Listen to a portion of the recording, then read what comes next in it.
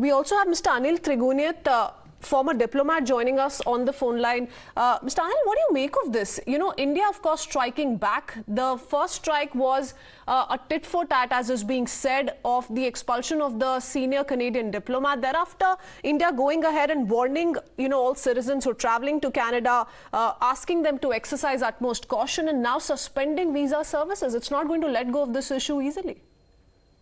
It's not that. I mean, in fact, you know that there are a lot of these Canadian citizens who are Khalistani extremists and terrorists, and they often get the OCI cards and others, and they are able to freely come in and get the visas without any problem. And so that is always causes a major problem. So one has to always take a preemptive action, because you have seen that already various groups there have threatened the Indian High Commissioner, Indian government officers, as well as the Indians, other Indians, Hindus and others.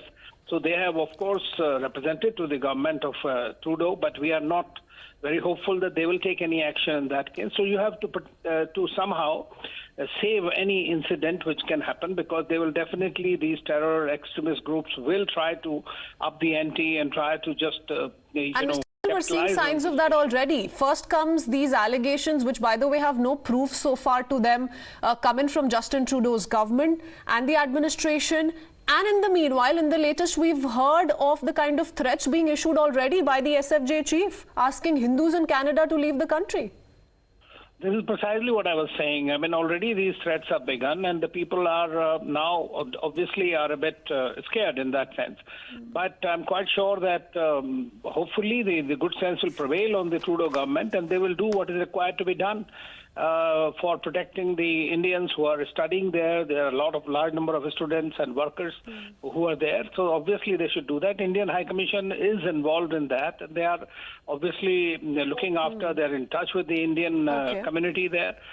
So let us see how it eventually plays out. But what India has done is the right action, and obviously an advisory has been issued for all the Indian citizens, and they need to be very cautious and avoid, if they can, to travel to such places. Prevention better than cure. Mr. Anil, many thanks for speaking to us here on Times Now. Let me also take in a word from another former diplomat, Veena Sikri, joining us on the phone line.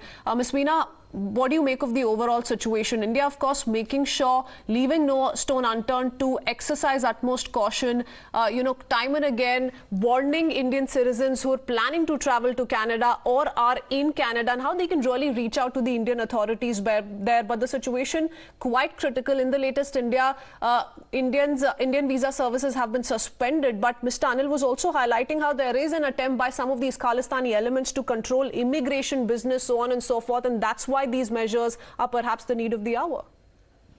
Yes, absolutely. This decision is clearly a measure of abundant precaution because, the consular wings, the places where the visas are processed, that if that is being accessed, and there can be terrorist threats against them.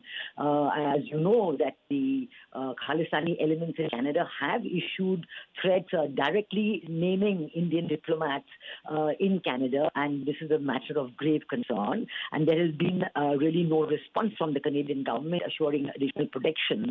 And now that there's also been threats targeting Indians on the basis of their religion, and even a member of Parliament from Justin Trudeau's party has raised this and expressed worry that this threat against Hindus living in Canada, you leave Canada. So obviously it is clear that the Khalistani-based elements in Canada, the Khalistani elements based in Canada, are upping the ante, are raising the level of threat announcements, and are actually making very, very serious statements against the safety of Indians living there, against the safety of Hindus living there, and against the safety of Indian diplomats living there. Now, when you the safety of Indian diplomats is the prime responsibility of the Canadian government. Absolutely. So far, Ms. Veena, we've seen, Trudeau and his government go soft on Khalistani terror, but this is taking it to a whole new level, almost providing a shield to Khalistani elements